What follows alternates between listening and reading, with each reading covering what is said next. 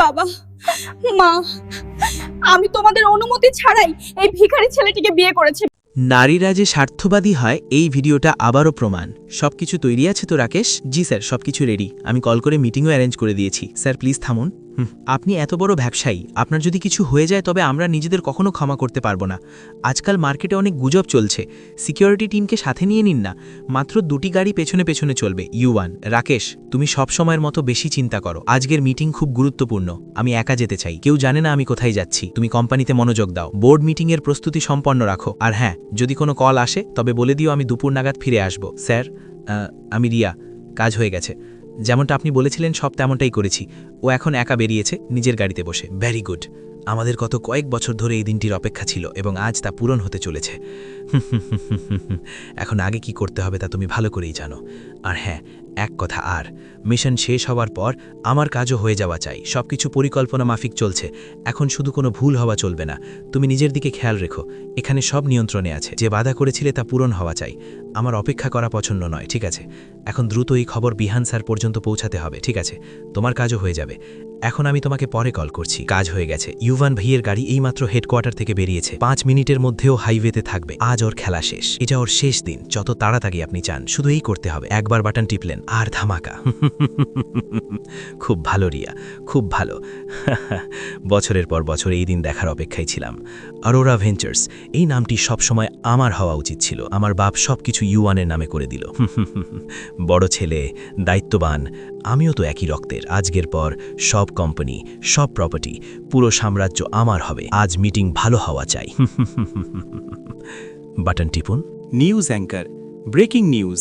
Arora Ventures গ্রুপের মালিক ইউ1 অরোরার আজ সকাল 11টায় হাইওয়েতে তার গাড়িতে বিস্ফোরণ হয়েছে। প্রাথমিক তথ্য অনুযায়ী ইউ1 অরোরা ঘটনাস্থলেই মারা গেছেন। পুলিশ পুরো এলাকা ঘিরে ফেলেছে। এখনও পর্যন্ত কোনো সংগঠন হামলার দায় স্বীকার করেনি। অরোরা ভেঞ্চার্সের শেয়ার বাজারে 1800% ধস নেমেছে। পুরো দেশ স্তম্ভিত। বিহান, দেখেছ রিয়া? দেখেছ? এখন সে চিরদিনের জন্য চলে গেছে। এখন এই সাম্রাজ্য আমার। রিয়া, জি স্যার, এখন আপনি অরোরা ভেঞ্চার্সের মালিক। রাকেশ, না, এমন হতে পারে না। এটা নিশ্চয়ই কোনো চাল। সাহেবের কিছু হতে পারে না। আমি জানি এটা বিহান স্যারের কাজ। সাহেব সবসময় বলতেন, যদি কখনো কিছু হয় তবে বুঝে নিও আমার ভাইয়ের হাত আছে। আমি তাদের খুঁজে বের করবই, যত সময় লাগুক, যত মুশকিল আসুক। সাহেব বেঁচে আছেন এবং যখন তিনি ফিরবেন তখন এই পুরো খেলা উল্টে দেবেন। কাব্যরমান, আজ সকাল 11টায় অরোরা ভেঞ্চার্স গ্রুপের মালিক ইউ1 অরোরার গাড়িতে বিস্ফোরণে তার মৃত্যু হয়েছে। বাস করো কাব্য, আর কতক্ষণ এই খবর দেখবে? আমার কথা শোনো মা, আমি যা বলছি তা তুমি বুঝতে কেন পারছো না? দেখো, করণ ওবেরয়ের সাথে বিয়ে করে নাও, না হলে আমাদের সব সম্পত্তি বাজেয়াপ্ত হয়ে যাবে, আমাদের কোম্পানি দেউলিয়া হয়ে যাবে। কাব্য, মা, আপনি জানেন না করণ ওবেরয় সম্পর্কে। ও ভালো মানুষ নয়, ও একজন গুন্ডা। তারপরও আপনি আর বাবা আমার বিয়ে ওর সাথে দিতে চান? আপনারা তো জানেন ওর কোম্পানি ডার্ক লাইন এন্টারপ্রাইজেস কি করে। আপনি কি আমার আসল মা? আপনারা ওর কথায় কিভাবে এলেন? ও তো পুরোপুরি নোংরা ব্যবসা চালায়। কাব্যর মা, মা, আমি সব জানি, কিন্তু এতেই আমাদের সবার মঙ্গল।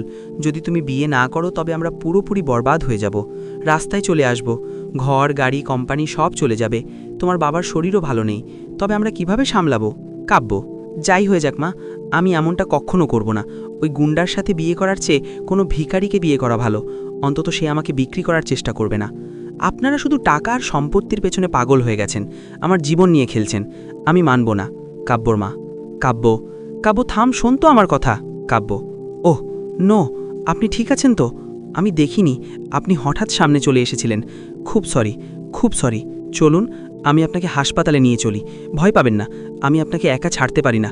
আগে আপনার আঘাত দেখেনি, আমার ঘর কাছেই। আপনি শুনছেন তো? সাহস রাখুন, ব্যাস কিছুক্ষণেই পৌঁছে যাব। আপনার কিছু হবে না, আমি আছি আপনার সাথে। কাব্য, ব্যাস ব্যাস, পৌঁছে গেছি। সাহস রাখুন, আপনার কিছু হবে না। এক্ষুনি সব ঠিক করে দিচ্ছি। কেউ ঠিক আছেন? জলদি বাইরে আসুন, সাহায্য করুন। আরামসে, আরামসে নিচে নামান, সাবধানে। আমি আছি তো, নিজেকে পড়ে যেতে দেবেন না। সামলান, সামলান, ধীরে। কাব্যর মা, কাব্য, তুই পাগল হয়ে গেছিস নাকি? এই ভিখারিকে নিজের সাথে কেন নিয়ে এসেছিস? দেখ তো এর হাল, কত নোংরা আর দুর্গন্ধ আসছে। এর জন্য পুরো ঘরে দুর্গন্ধ হয়ে যাবে।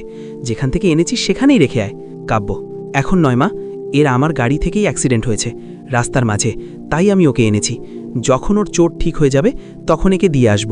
কাব্যর মা, একে নিয়ে আসার কি মানে ছিল? আমাদের বাড়ি কি হাসপাতাল নাকি? কাব্য, মা, মনুষ্যত্ব বলেও তো কিছু আছে। আমি একে আহত অবস্থায় রাস্তায় ফেলে আসতে পারতাম না। আপনি চিন্তা করবেন না, আমি একে আমার ঘরে নিয়ে যাচ্ছি। আমি নিজেই এর যত্ন করব, আর যেমনই ওর শরীর ঠিক হয়ে যাবে একে ছেড়ে দেব। কাব্যর মা, কাব্য শোন, এটা ঠিক নয়। আমরা নিজেরা সমস্যায় আছি আর তুই এক অচেনাকে ঘরে আনছিস। আপনি চিন্তা করবেন না, আপনার শরীর থেকে তো বেশ গন্ধ আসছে। আগে আপনাকে ভালো করে পরিষ্কার করতে হবে। আপনার নাম কি ইউভান? ইউভান না, জানি না। কাব্য, আপনি কোথায় থাকেন? আপনার ঘর কোথায়? পরিবার, কোনো বন্ধু, কিছু মনে আছে? ইউভান, কিছু মনে নেই, শুধু খিদে, খুব খিদে পেয়েছে। মনে হয় আমার গাড়ির ধাক্কায় আপনার স্মৃতিশক্তি চলে গেছে। না আপনার নাম মনে আছে, না আপনার ঘর, না আপন কেউ। এখন আপনি একদম একা। আমাকেই আপনার সাহারা হতে হবে। আপনি একদম চিন্তা করবেন না। খাবার খান, আরাম করুন, সব ঠিক হয়ে যাবে। আমি কাল সকালে ডাক্তারকেও ডেকে নেব, ঠিক আছে? যতক্ষণ আপনার স্মৃতিশক্তি ফিরে না আসে ততক্ষণ আপনি আমার সাথে থাকুন। আমার বাড়িতে আমি আপনার যত্ন করব। মনে হয় আপনার খুব খিদে পেয়েছে। আপনি চুপচাপ বসুন, আমি এক্ষুনি নিচে থেকে আপনার জন্য কিছু খাবার নিয়ে আসছি। কাব্যর বাবা, কাব্য, তুই কি পাগল হয়ে গেছিস? এক ভিখারিকে নিজের ঘরে এনে রেখেছিস? ওই নোংরা দুর্গন্ধযুক্ত মানুষটাকে এক্ষুনি ঘর থেকে বের কর। কাব্য, বাবা, আমি ওকে এই জন্য এনেছি কারণ আমার গাড়ি দিয়ে ওর অ্যাক্সিডেন্ট হয়েছে। আমি ওকে রাস্তায় আহত অবস্থায় ফেলে আসতে পারতাম না। যেমনই ও ঠিক হয়ে যাবে আমি ওকে ওর ঘরে দিয়ে আসব। কাব্যর বাবা, ঘর? কোন ঘর? তুমি জানো ও কে? ও এক অচেনা লোক যাকে তুমি রাস্তা থেকে তুলে এনেছো, আর তুমি ওকে নিজের ঘরে নিয়ে গেছো। কাব্যর মা, হ্যাঁ মা, তোমার বাবা ঠিক বলছেন। আমরা নিজেরা সমস্যায় আছি আর তুই এক অচেনাকে ঘরে এনে আমাদের বিপদ বাড়াচ্ছিস। বাবা, আমি আপনাদের বললাম না এটা আমার গাড়ি দিয়ে অ্যাক্সিডেন্ট হয়েছে। মনুষ্যত্বের খাতিরে মনুষ্যত্ব। শোন কাব্য, তোর মনে আছে তো যে মাত্র 10 দিন পর তোর বিয়ে করণ ওবেরয়ের সাথে ঠিক হয়ে গেছে? ওদের বাড়ির সাথে আমাদের সম্পর্ক হয়ে গেছে। ওদের কোম্পানি আর আমাদের কোম্পানির মার্জার হবে। আমাদের কোম্পানি আকাশের উচ্চতা ছুঁয়ে ফেলবে। আমার কথা শোন, করণ ওবেরয়কে বিয়ে করে নে। বাবা, আমি মাকে আগেই বলে দিয়েছি যে আমি ওই লোকটাকে কখনো বিয়ে করব না। ও সঠিক মানুষ নয়, ওর তাহাজও পরিষ্কার নয়, মানুষকে ধোঁকা দেয়, ভুল পথে টাকা কামায়। আর আপনারা শুধু টাকার জন্য আমার জীবনের সিদ্ধান্ত নিচ্ছেন। আমি ওকে বিয়ে করব না, যাই হয়ে যাক। মা প্লিজ বোঝো, যদি এই বিয়ে না হয় তবে আমরা অনেক বড় সমস্যায় পড়ে যাব। তোমার বাবার শরীর, ব্যাংকের লোন, সব কিছু সামলানো মুশকিল হয়ে যাবে। ওই ছেলেটা ঠিক আছে, একটু স্বভাব আলাদা, কিন্তু ও আমাদের সাহায্য করতে পারে। হ্যাঁ দেখ কাব্য, আমরা তোর জন্যই ভালো ভাবছি। তুই আমাদের একমাত্র মেয়ে, আমরা তোকে বাধ্য করছি না, শুধু বোঝাচ্ছি।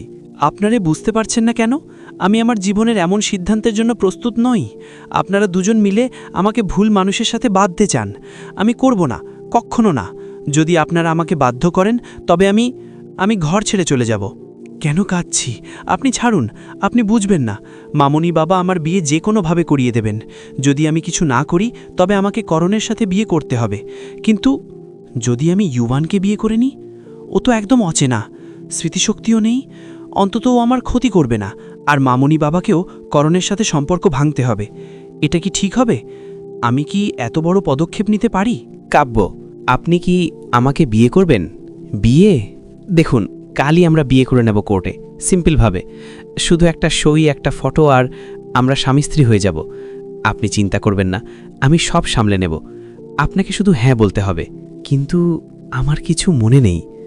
আমি কে, কোথা থেকে এসেছি? আমি জানি আপনার এখন কিচ্ছু মনে নেই, কিন্তু আমি ওয়াদা করছি যতক্ষণ আপনার স্মৃতিশক্তি ফিরে না আসে আমি আপনার সাথে থাকব। আমরা দুজন সাথে থাকব। আমার মামনি বাবা আমাকে করণ নামের ওই লোকটার সাথে বিয়ে করার জন্য বাধ্য করছেন। যদি আমি আপনাকে বিয়ে করে নিই তবে ওই সম্পর্ক ভেঙে যাবে। আপনি নিরাপদ থাকবেন, কেউ আপনাকে বের করে দেবে না। প্লিজ হ্যাঁ বলুন। যদি তুমি বলছো তবে ঠিক আছে, আমি হ্যাঁ বলছি। অনেক অনেক থ্যাংক ইউ। কাল সকালে আমরা কোর্ট যাব। আমি সব প্রস্তুতি নিয়ে নেব, আপনি শুধু আরাম করুন। বিহান, চলো ভেতরে। রাকেশ, এই যে আমার ভাইয়ের ডেথ সার্টিফিকেট। আজ থেকে অরোরা ভেঞ্চার্স গ্রুপের মালিক আমি। সব ফাইল, সব অ্যাকাউন্টস, সব বোর্ড মিটিংয়ের অধিকার এখন আমার। যত তাড়াতাড়ি তুমি বুঝে নাও তত ভালো। রাকেশ, স্যার, বিহান স্যার, এখনই এটা মান্য হবে না। এর জন্যে আগে আপনাকে কোম্পানির সিইও এবং বড় কর্মকর্তাদের সাথে কথা বলতে হবে। থামুন, আমি এখনই তাদের ডেকে আনছি। সিইও অরবিন্দ: স্যার, বিহান স্যার এসেছেন ডেথ সার্টিফিকেট নিয়ে। রাকেশ: শান্ত হও।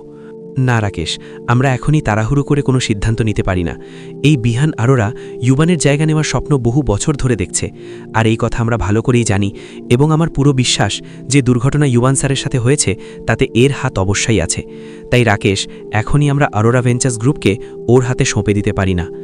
দেখো, পুলিশ আর মিডিয়াকে যাই বলা হোক, আমরা জানি ইউবান স্যারের বডি এখনও পাওয়া যায়নি। আর সবচেয়ে বড় কথা, যে ট্র্যাকার আমরা ইউবান স্যারের শরীরে লাগিয়েছিলাম তা এখনও সক্রিয়। সিগন্যাল আসছে, খুব দুর্বল কিন্তু আসছে, মানে উনি বেঁচে আছেন, কোথাও আছেন। আমরা কোম্পানি বিহানের হাতে এখনই দেব না। রাকেশ স্যার, আমিও এটাই ভেবেছিলাম। গত রাত থেকে আমি ট্র্যাকার চেক করছি, সিগন্যাল মুভও করছে। এই ডেথ সার্টিফিকেট ফেক, বা অন্তত এখনও পর্যন্ত নিশ্চিত নয়। অরবিন্দ: ঠিক আছে, চলো এবার বিহানের সাথে দেখা করি, আমি নিজে কথা বলবো, তুমি চুপ থেকো। অরবিন্দ: বিহান স্যার নমস্তে, আমি অরবিন্দ শর্মা, কোম্পানির সিইও। বিহান: অরবিন্দ, খুব ভালো, তুমি তো ইউবানের সবচেয়ে কাছের, তো এখন তুমি আমার সবচেয়ে কাছের হবে। এই দেখো আইনি কাগজ, আজ থেকে আমি মালিক। বোর্ড মিটিং ডাকো, সব শেয়ার আমার নামে ট্রান্সফার করো। অরবিন্দ: বিহান স্যার, আমরা আপনার আবেগ বুঝি, কিন্তু কোম্পানির নিয়ম আর আইন অন্য কথা বলে। ইউবান স্যারের মৃত্যুর পুষ্টি এখনও পুরোপুরি হয়নি, ওনার বডি পাওয়া যায়নি, আর আমাদের কাছে কিছু ইন্টারনাল তথ্য আছে যা বলছে যে তিনি এখনও বেঁচে থাকতে পারেন। বিহান: কি আবল তাবল বলছো? ডেথ সার্টিফিকেট আছে, পুলিশও কনফার্ম করে দিয়েছে, এখন তোমার কি প্রুফ চাই? আমি তোমাদের নতুন বস, যদি তোমরা এখন না মানো তবে কালকের মধ্যে পুরো বোর্ড মিটিং ডেকে তোমাদের সবাইকে বের করে দেব। রাকেশ: স্যার, অরবিন্দ স্যার, বিহান স্যার অনেক ভেবেচিন্তে এই পদক্ষেপ নিয়েছেন, কোম্পানির ক্ষতি হওয়া উচিত নয়। বিহান স্যার, আপনি ভাই, কিন্তু ইউবান স্যার, আমরা ওনার শরীরে ট্র্যাকার লাগিয়েছিলাম, সেটা এখনও অ্যাক্টিভ, সিগন্যাল আসছে, মানে উনি কোথাও বেঁচে আছেন। আমরা কোম্পানিকে কোনোভাবেই আপনার হাতে দিতে পারি না যতক্ষণ না সত্য সামনে আসছে। বিহান: ট্র্যাকার? তোমরা এখনও পুরনো গল্প শোনাচ্ছ? ওই ট্র্যাকার আমি জানি, কিন্তু এখন ওটা কাজ করবে না। এখন তোমরা আমার সময় নষ্ট করো না, হয় আজই সব পেপারে সাইন করো, অথবা কাল তোমাদের সবাইকে বরখাস্ত করা হবে। অরবিন্দ: বিহান স্যার, আমরা আপনাকে 24 ঘন্টা সময় দিচ্ছি। যদি 24 ঘন্টায় ইউভান স্যারের বডি বা কোনো পাকা প্রমাণ না পাওয়া যায়, তবে আমরা কোম্পানি আপনাকে দিয়ে দেব। বিহান: ঠিক আছে, 24 ঘন্টা, কিন্তু মনে রেখো 24 ঘন্টা পর এই পুরো সাম্রাজ্য আমার হবে। রাকেশ: স্যার, ট্র্যাকার এখনও মুভ করছে, ইউভান স্যার কোথাও আসেন? হ্যাঁ রাকেশ, এখন আমাদের শুধু অপেক্ষা করতে হবে আর আশা রাখতে হবে। কাব্য: ইউভান উঠুন, আজ আমরা কোর্ট যাচ্ছি বিয়ের জন্য। আমি সব প্রস্তুতি নিয়ে নিয়েছি, আপনাকে শুধু আমার সাথে চলতে হবে, আর যেখানে বলবো সেখানে সই করতে হবে। ভয় পাবেন না, আমি পুরোপুরি সামলে নেব। ইউভান: ঠিক আছে, কিন্তু আমি এখনও কিছু বুঝতে পারছি না, বিয়ে মানে কি হয়? কাব্য: বিয়ে মানে আমরা দুজনে একসাথে থাকব, আমি আপনার যত্ন নেব আর আপনি আমার, ব্যাস এইটুকুই। পরে যখন আপনার স্মৃতিশক্তি ফিরে আসবে তখন আমরা দেখে নেব। এখনকার জন্য প্লিজ আমাকে সাহায্য করুন। ইউভান: আমি করব। বর্ণনা: দুজন চুপচাপ ঘর থেকে বেরোলেন, কাব্য নিজের গাড়ি নিলেন আর সোজা সিটি সিভিল কোর্টের দিকে রওনা হলেন। কোর্টে কোনো বড় অনুষ্ঠান হবে না, শুধু একটা সিম্পল রেজিস্টার্ড ম্যারেজ। দুজন সাক্ষী চাই। আমি আমার 2 পুরনো বন্ধুকে ডেকে নিয়েছি, আপনি একদম চিন্তা করবেন না, বেশি কিছু করার দরকার নেই, শুধু আমার সাথে থাকুন, যা হবে আমি সামলে নেব। ম্যারেজ অফিসার: ব্যাস, এখানে সাইন করতে হবে, আর এখানেও। সব আইনি প্রক্রিয়া সম্পন্ন হয়েছে, এখন আপনারা দুজন আইনত স্বামী স্ত্রী। কাব্য: এখন আমরা বিবাহিত, আপনি এখন আমার স্বামী আর আমি আপনার স্ত্রী, চলুন ঘরে যাই। ইউভান: আমরা ঘরেই যাচ্ছি তো? কাব্য: হ্যাঁ, যত তাড়াতাড়ি সম্ভব। কাব্যর বাবা: কাব্য, সকাল থেকে কোথায় ছিলে তুমি? কাব্য: বাবা, মা, আমি বিয়ে করেছি। কাব্যর বাবা: কি? কাকে? কাব্য: এ কি, ইউভানকে? সঙ্গীত: আমরা দুজন আজ সকালে কোর্টে বিয়ে করেছি, এখন আমি ইউভানের স্ত্রী। আমি জানি এইসব হঠাৎ, কিন্তু এটা আমার সিদ্ধান্ত, আমি ভেবেচিন্তেই এই পদক্ষেপ নিয়েছি, আর আমি এ থেকে পিছিয়ে আসব না।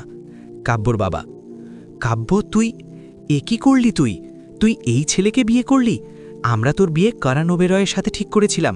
তুই নিজেকে কি ভাবিস? আমরা তোর বাবা মা, আমরা তোর জীবনের কথা ভেবেছিলাম। যদি করণের সাথে বিয়ে হতো তবে আমাদের কোম্পানি বেঁচে যেত, আমাদের ভবিষ্যৎ সুরক্ষিত হতো, আর তুই এমন সিদ্ধান্ত নিয়ে সবকিছু বিপদে ফেলছিস। এখনই এই বিয়ে শেষ করে দে, আমরা কোর্ট যাব আর এই সিদ্ধান্ত আটকে দেব। কাব্য: বাবা, আমি আপনাকে অনেকবার বলেছি যে আমি করণকে বিয়ে করব না, আমার ওই সম্পর্কের উপর ভরসা ছিল না। আমি আমার জীবন এমন কোনো মানুষের সাথে কাটাতে পারবো না। ইউভান আমার কোনো ক্ষতি করেনি, আর এখন আমরা স্বামী স্ত্রী। আপনি যতটাই নারাজ হন, এই সিদ্ধান্ত আমি বদলাবো না। কাব্যর মা, মা প্লিজ একবার ভেবে দেখ, কারণ অনেক শক্তিশালী। যদিও জানতে পারে যে তুই অন্য কাউকে বিয়ে করেছিস, তবেও আমাদের অনেক ক্ষতি করতে পারে। আমাদের ঘর, আমাদের কোম্পানি, সব কিছু। তুই আমাদের একমাত্র মেয়ে, আমাদের কি হবে মা? কাব্য, মা যদি আপনি আমাকে সত্যি ভালোবাসেন তবে আমার খুশি বোঝার চেষ্টা করুন। করণের সাথে বিয়ে করে আমি কখনো খুশি হতে পারতাম না। ইউভানের সাথে অন্তত আমার ভয় লাগে না। আর যদি আপনারা আমাকে সাপোর্ট করতে না পারেন, তবে আমি ইউভানের সাথে আলাদা থাকব। যদি আপনারা বলেন, তবে আমি এখনই ঘর ছেড়ে চলে যাচ্ছি। কাব্যর বাবা, ঠিক আছে, যদি তুই এই সিদ্ধান্ত নিয়েই ফেলেছিস, তবে এখনই ঘর তোর নয়। আর মনে রাখিস, এখন তুই এখান থেকে কিছুই পাবি না। এই লোকটাকে নিয়ে এখান থেকে চলে যা। আজকের পর তোর এই ঘরের সাথে কোনো সম্পর্ক থাকবে না। কাব্য, ঠিক আছে বাবা, আমরা যাচ্ছি, কিন্তু মনে রাখবেন আমি আমার সম্মান আর আমার খুশি বাঁচিয়েছি। আমি আমার ব্যাগ প্যাক করে আনছি। সঙ্গীত, সম্ভবত এটাই সঠিক। এখন আমাকে আমার সিদ্ধান্তের সাথেই বাঁচতে হবে। মা বাবা, আমি যাচ্ছি। আমি যে সিদ্ধান্ত নিয়েছি তা ভেবেচিন্তেই নিয়েছি। সব কিছু এত জলদি বদলে গেল, কিন্তু এখন পেছনে